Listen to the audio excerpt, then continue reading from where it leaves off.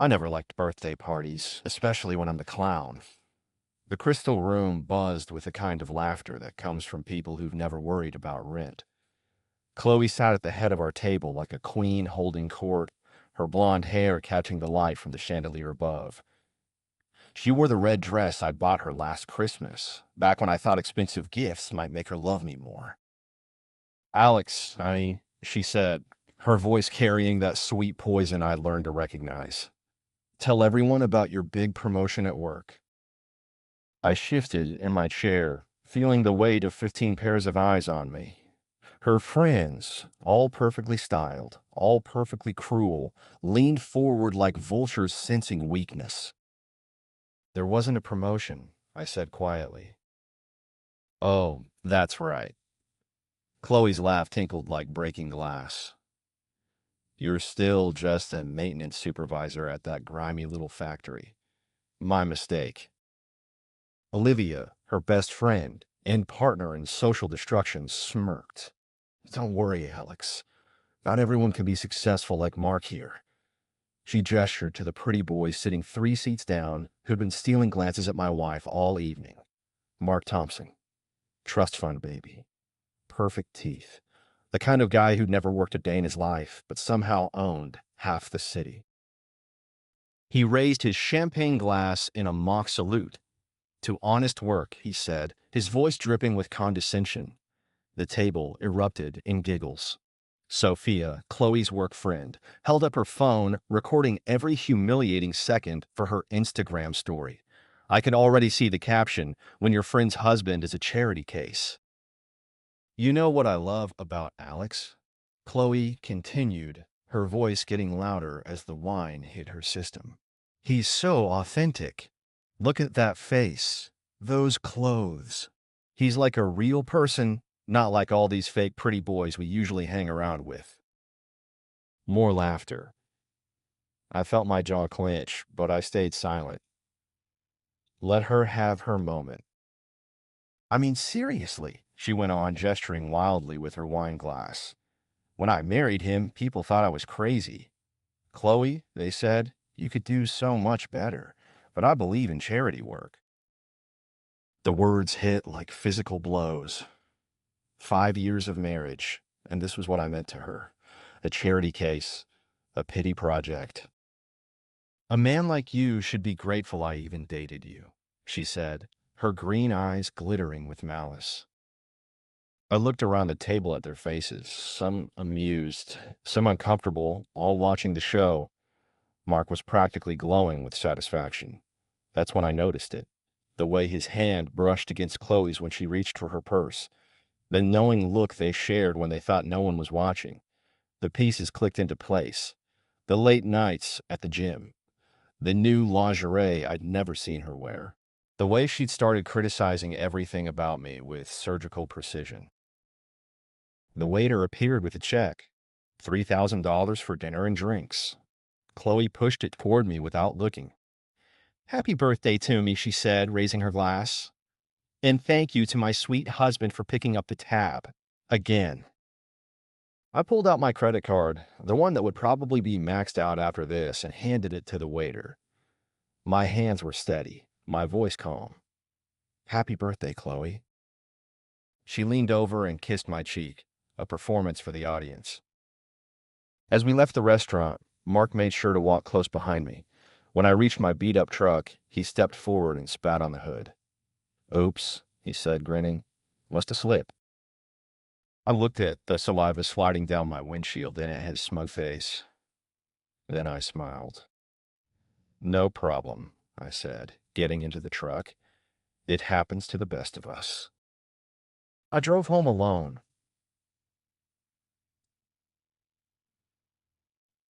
Chloe had gotten a ride from Olivia. I sat in my dark kitchen staring at my phone.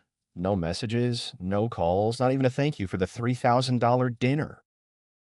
At 6:47 a.m., my phone started ringing.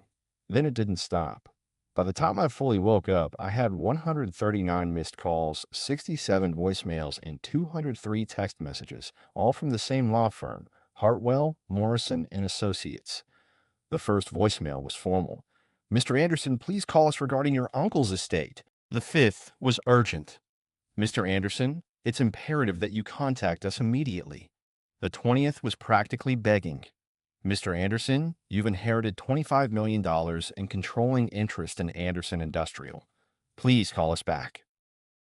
I sat on the edge of my bed, staring at my phone. Uncle Robert, Dad's older brother, the one who disappeared when I was 12.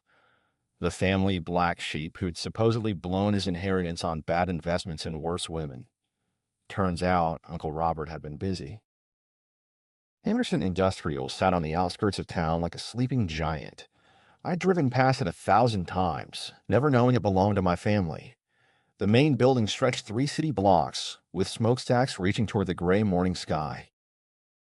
David Miller met me at the front gate. He was built like a refrigerator with arms, his weathered face split by a grin that could sell insurance to a corpse. You must be Robert's nephew, he said, crushing my hand in his grip. I'm the foreman. Been waiting 30 years for someone from the family to show up. 30 years? Robert hired me when I got back from Desert Storm. Good man, your uncle. Weird as heck, but good. Come on, let me show you around. The factory was massive. 3 shifts, 400 employees, contracts with half the manufacturers in the Midwest. Uncle Robert had built an empire while living like a hermit. Why didn't anyone know about this? I asked as we walked through the main production floor. Robert was paranoid about family, David explained, shouting over the machinery. Said his brother, your dad, had married a gold digger who'd poisoned the well. He wanted to wait until he found someone worthy. We climbed the stairs to the executive offices. Through the windows, I could see the entire city spread out below us. Guess he found his guy, David said, handing me a set of keys. These are yours now, boss. Boss? I'd never been anyone's boss before. My phone buzzed. A text from Chloe. Where are you? We need to talk about last night. I showed David the message. He read it and snorted. Your wife, for now. Robert mentioned her once. She had the look of a woman who would sell her grandmother for a designer purse. I was starting to like Uncle Robert. Susan Clark arrived at noon. She was 60-something, sharp as a razor, and dressed like she could buy and sell half the city before lunch. Your uncle was a smart man, she said, settling into the conference room chair. He saw this coming from a mile away.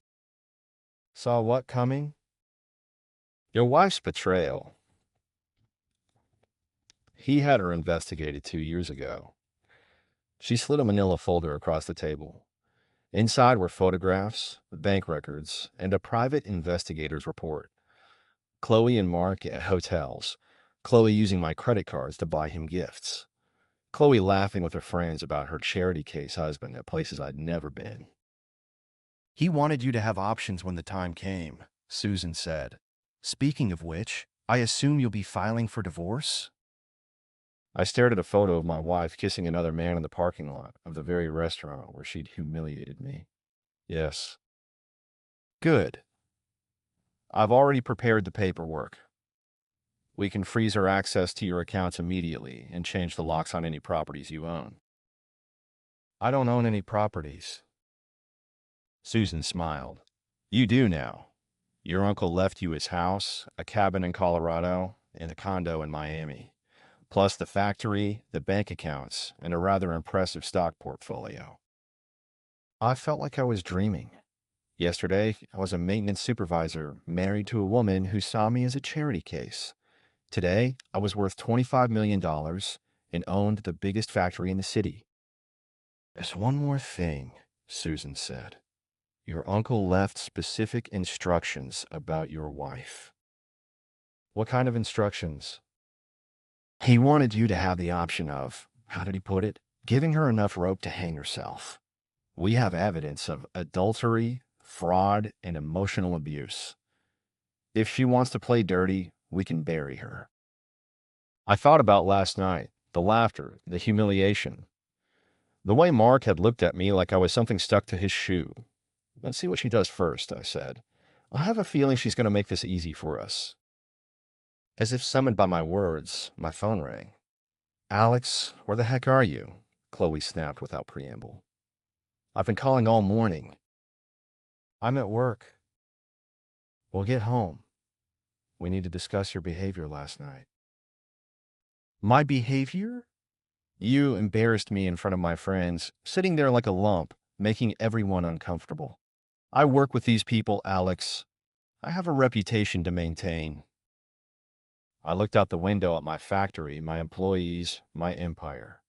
We'll talk when I get home, I said and hung up. David was grinning. This is going to be fun, isn't it? I think it might be. Maria Evans had been cleaning the factory offices for 15 years. She was small, quiet, and had the kind of eyes that missed nothing. She also, as I discovered, had a talent for being in the right place at the right time. Mr. Anderson, she said, appearing in my doorway like a ghost. I need to tell you something. It was my third day as owner, and I was still getting used to people calling me Mr. Anderson instead of hey. What is it, Maria? She glanced around nervously, then stepped into the office and closed the door. Your wife. She's been here at the factory, 3 times in the last month with that pretty boy, the one with the expensive car. Mark, of course. What were they doing? Maria's cheeks reddened. Things married people should do, but not married people married to other people. She pulled out her phone and showed me a photo. Chloe and Mark in the factory parking lot, pressed against his BMW, completely oblivious to the world around them. I was emptying trash from the security office when I saw them, Maria explained. Figured someone should know. I studied the photo. The timestamp showed it was taken 2 weeks ago while I was working my old job across town, completely unaware that my wife was using my family's property for her affair. Maria, can you send me this photo? Already did. And, Mr. Anderson, there's more. She showed me her call log. I called your uncle's lawyer every week for a year, she said.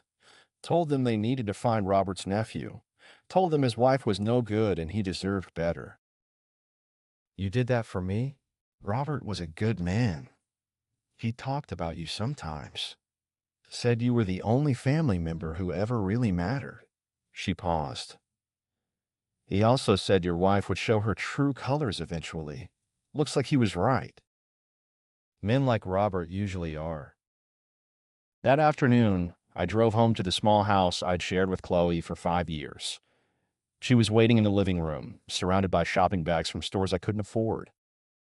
Finally, she said without looking up from her phone, do you have any idea how humiliating it was to have my credit card declined at Nordstrom today? I changed our banking arrangements. You what? Her head snapped up, eyes flashing. I moved my money to a different account. You'll need to use your own funds for shopping. My own funds? Alex, I don't have any money. You know, I spend everything I make on maintaining my appearance. That's an investment in both of us. I sat down across from her, studying her face. She was beautiful, there was no denying that. But it was the kind of beauty that required constant maintenance, constant feeding, constant worship. Why don't you ask Mark to help with your shopping? I said quietly. The color drained from her face. What are you talking about? I pulled out my phone and showed her Maria's photo. Chloe stared at it for a long moment, her mouth opening and closing like a fish. That's not what it looks like. What does it look like? He was upset about something, and you were comforting him by sticking your tongue down his throat? Her shock was already transforming into anger. It was fascinating to watch. I didn't have you followed. You were just careless. This is ridiculous. So what if I have friends? So what if I need attention from someone who actually appreciates me? Look at yourself, Alex. Look at what I have to come home to every day. I am looking, I said. and I'm filing for divorce. Divorce? She laughed, but there was panic in her eyes. On what grounds? Adultery? Fraud? Take your pick. You can't prove anything. I can prove you've been using our credit cards to buy gifts for your boyfriend. I can prove you've been meeting him at my family's property. And I can prove you've been telling people our marriage is a charity case. Your family's property? Alex, what are you talking about? I stood up and walked to the window. I inherited some things recently, including the factory where you've been playing house with Mark. You inherited how much? Enough. I could practically hear the gears turning in her head. The anger was fading, replaced by something much more dangerous, calculation. Alex, honey, she said, her voice suddenly soft. I think we need to talk about this. Really talk. Maybe we've both made mistakes. Maybe we have. I could change. I could be better. I know I've been difficult lately, but it is just because I felt so disconnected from you. I turned to face her. She had tears in her eyes now. Real ones, or at least well-practiced ones. How much did you inherit? She asked. Doesn't matter. Of course it matters. We're married. We're a team. We were a team. You decided to recruit a new player. That's over. Mark means nothing to me. You're my husband. I walked to the front door and opened it. Pack your things, Chloe. You have until tomorrow night. You can't throw me out of my own house. It's not your house. It never was. Your name isn't on the deed. This is insane. You can't just... I can, and I am. She stared at me for a long moment, and I saw her make a decision. The tears disappeared. The soft voice hardened. Fine, she said. But this isn't over. You think you can just throw me away like garbage? You think you can humiliate me and then kick me out? You have no idea who you're dealing with. Actually, I said, I think I'm finally figuring that out. After she left, I sat in my quiet house and called David. How'd it go? He asked. Oh, like you'd expect. She's going to fight dirty. I'm counting on it. Good. Because I have a feeling this is just the beginning. He was right. The real war was about to start. Paige Anderson was my cousin on my father's side, and she had the kind of mind that could turn a grocery list into a power move. At 28, she ran social media for 3 major brands and had a following that most influencers would kill for. She also had absolutely no patience for people who mess with family. Let me get this straight, she said, scrolling through her phone as we sat in my new office. Your wife humiliated you in public, cheated on you with trust fund boy, and now she's trying to destroy your reputation? That's the summary, yes. And she doesn't know about the full extent of the inheritance. Paige grinned.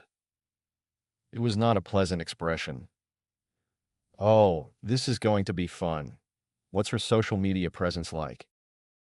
I showed her Chloe's Instagram. 15,000 followers, perfectly curated photos, comments full of worship from other social climbers.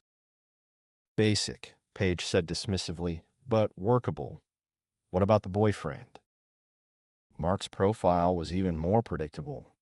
Gym selfies, expensive cars, motivational quotes about success from someone who'd never worked for anything. God, I hate these types, Paige muttered. Okay, here's what we're going to do. We're going to let them hang themselves, but we're going to provide the rope. She spent the next hour explaining her strategy. It was diabolical. The key is patience, she said. Let them make the first move. Let them look like the aggressors. Then we respond with facts. Just facts. And let the internet do the rest. We didn't have to wait long. That evening, Sophia posted a video on her Instagram story. It showed me at a local bar, sitting alone with a beer, looking tired. The caption read, "When you realize your wife is too good for you. Hashtag sad hubby, hashtag reality check had an your worth." The video had been edited to make me look pathetic. They cut out the part where I'd been laughing with David about factory stories and the part where I'd bought a round of drinks for a table of construction workers celebrating a birthday. Within an hour, it had been shared 500 times.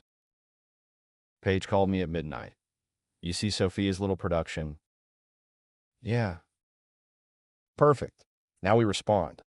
She'd already created a TikTok account for me, Ugly But Loaded.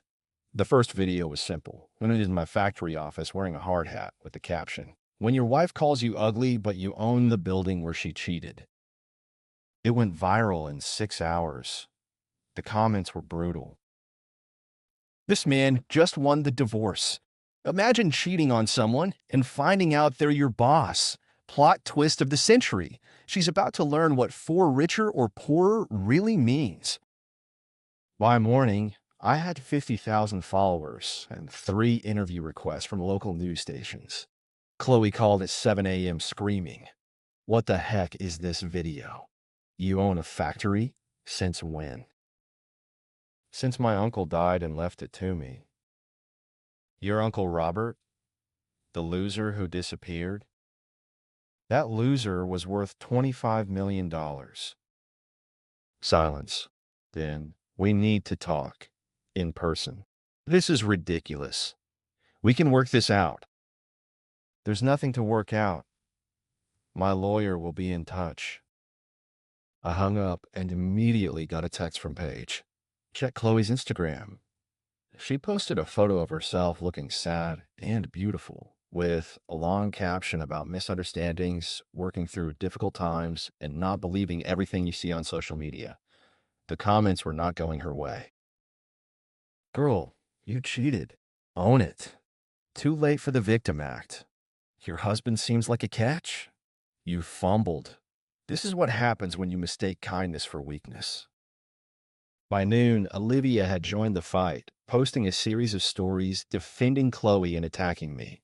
She called me manipulative and claimed I was toxic, even suggesting my sudden wealth was suspicious. That's when Paige decided to escalate. She released the screenshots, text messages between Chloe and Olivia, obtained through methods Paige refused to explain. Messages where they laughed about my appearance, planned ways to spend my money, and discussed how to manage me to get what they wanted. The most damaging one was from 3 months ago. "Sometimes I look at him and wonder what I was thinking. Like, I know I can do better. But can you do better financially? We can't do this for everything. Chloe, true. And he's so pathetic. He'll never leave me. I could probably cheat on him openly and he'd still pay my credit card bills." The internet exploded. Hashtag Chloe Anderson started trending, but not in the way she wanted. My follower count hit 200,000. Mark, meanwhile, had made the mistake of posting a gym selfie with the caption, "Success attracts haters." The comments were savage. "Success? Your trust fund doesn't count. Imagine being this confident about stealing another man's wife. The only thing you've successfully done is prove that money can't buy class." That evening, I was having dinner with David and Susan when my phone started buzzing. Mark was calling. "Answer it," Susan suggested. "Put it on speaker." "Listen, you piece of garbage." Mark's voice filled the restaurant. "I don't know what game you're playing, but it ends now." "What game is that?" I asked calmly. "This social media BS, making Chloe and me look bad." "I haven't made you look like anything. I've just told the truth." "The truth? You want to talk about truth? The truth is your wife came to me because she couldn't stand being married to an ugly loser. The truth is that she's been pretending for years because the sight of you with your clothes off makes her sick." David's face darkened. Susan was taking notes. "Are you finished?" I asked. "I'm just getting started. You think because you inherited some money, you're hot crap now? You're still the same pathetic nobody you always were. And when this is over, I'm going to take everything from you, including your wife." "Interesting theory. It's not a theory, it's a promise. Enjoy your 15 minutes, because that's all you're getting." He hung up. The restaurant was quiet. "Well," Susan said, "that was illuminating. Did you record that?" I asked. She held up her phone. Every word. "Good. I think we're going to need it." David cracked his knuckles. "Want me to go have a talk with Pretty Boy?" "Not yet. Let's see how deep they want to dig this hole." As it turned out, they wanted to dig it very deep indeed. The plan was elegant in its simplicity. Chloe and Mark, now desperate and publicly humiliated, had decided on one last gambit. They were going to break into the factory and plant evidence that I was embezzling from my own company.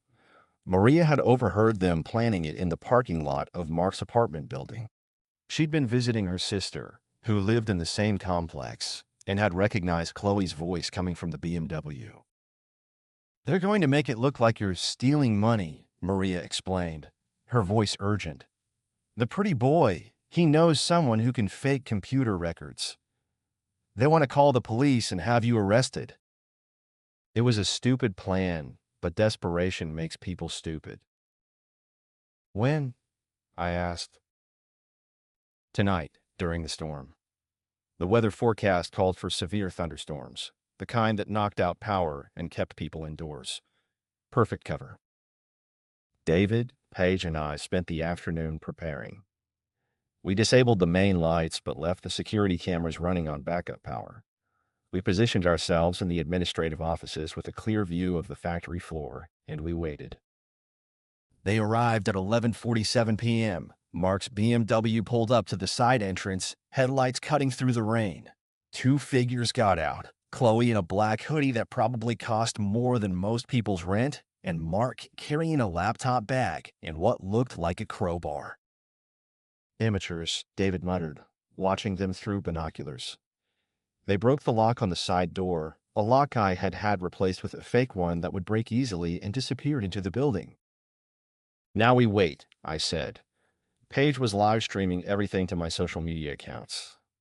The viewer count was climbing rapidly as word spread. The cheating wife and her boyfriend were about to be caught red-handed. 20 minutes later, they made it to the administrative offices. I could hear Chloe's voice echoing through the building. "This is insane, Mark. What if we get caught?" "We won't get caught. And even if we do, it's his word against ours." "But what if—" "Shut up and hold the flashlight steady." They spent 45 minutes trying to hack into the computer system. Mark's expert had apparently given him a USB drive that was supposed to install fake financial records. What it actually did was trigger a security alert that sent their location directly to my phone. Time to make our move. I came up behind them while David blocked the exit. Paige kept filming from the doorway. "Working late?" I asked. Chloe spun around, her face white with terror. Mark tried to palm the USB drive, but it was too late. "Alex," Chloe stammered, "I can explain." "Can you? Because it looks like you're breaking into my building with burglary tools." "This isn't what it looks like," Mark said, trying to sound confident. You were just planting evidence to frame me for embezzlement," I said. Maria heard the whole conversation. Mark's face went from confident to panicked in seconds. "You can't prove anything." I held up my phone, showing the live security footage. "I can prove everything." That's when Mark made his biggest mistake. He tried to run. He pushed past David, or tried to. David didn't budge. Mark bounced off him like a tennis ball hitting a wall and stumbled backward into a desk. "Going somewhere?" David asked pleasantly. Mark looked around wildly, then spotted the emergency stairs leading to the roof. He bolted for them, taking the steps 3 at a time. I followed. The roof was slick with rain, lightning illuminating the city below. Mark was trapped, with nowhere to go but down. and it was a long way down. It's over, Mark, I called out over the storm. He spun to face me, and I saw something I'd never seen before: real fear. For the first time in his privileged life, he was facing consequences he couldn't buy his way out of. You don't understand, he shouted. I can ruin you. I have connections. I have money. Add money, I corrected. I did some research. Your trust fund got cut off 6 months ago when your father found out about your gambling debts. You're broke, Mark. That's why you wanted Chloe to divorce me and take half my assets. His face crumpled. You don't know what you're talking about. I know exactly what I'm talking about. You're a fraud, Mark. You're everything you accused me of being. I took a step closer. He backed toward the edge of the roof. Stay away from me. Or what? You'll call your daddy? You'll buy your way out of this? Another step. He was almost at the ledge now, rain streaming down his face. You called me ugly, I said, my voice barely audible over the thunder. You called me pathetic. You spat on my truck. You tried to destroy my life. I'm sorry. I'm sorry, okay. I'll leave town. I'll never bother you again. You're right about that. I reached into my jacket and pulled out the crowbar he'd dropped in the office. His eyes went wide with terror. Please, he whispered. Please don't. I raised the crowbar and threw it over the side of the building. It clattered into the dumpster below. I'm not going to hurt you, Mark. I don't need to. You've already destroyed yourself. He collapsed to his knees, sobbing. What do you want? I want you to disappear. I want you to leave this city and never come back. And I want you to remember that the ugly, pathetic loser you tried to destroy is the reason you're still breathing. When we got back downstairs, Chloe was in handcuffs. The police had arrived. Susan had called them the moment they entered the building. Alex, please, Chloe begged as they led her toward the door. We can work this out. I love you. I've always loved you. No, I said quietly. You loved my money. You just didn't know I had any. She tried to say something else, but the words were lost as they pushed her outside into the storm. The live stream had attracted over 100,000 viewers. The comments were a flurry of digital applause. Justice served. This is better than any movie. Never mess with a man who has nothing left to lose. Plot twist, he had everything to gain. 3 months later, the divorce was final. Chloe got nothing. The prenup she'd insisted on signing had protected her assets, not mine, and the adultery evidence made sure she couldn't claim alimony. Mark left town the day after his arrest. Last I heard, he was working at a car dealership in Phoenix, selling Toyotas to people who actually worked for their money. I kept the factory, expanded operations, and gave every employee a raise. David became my partner. Maria became head of security. Paige became my full-time social media manager. And me? I learned that ugly is just a word people use when they can't see what really matters. I was sitting in my office 6 months later when my assistant buzzed in. Mr. Anderson, there's someone here to see you. Says her name is Emily Davis. She's a reporter from the Tribune. Emily Davis was nothing like Chloe.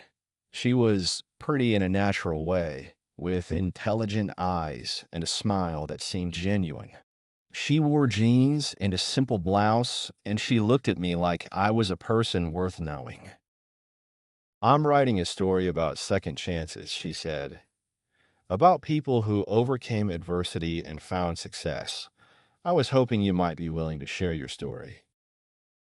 I looked out the window at my factory, my employees, my empire built on the ashes of my old life. I'd be happy to, I said, but I should warn you, It's not a pretty story. She smiled. The best ones never are.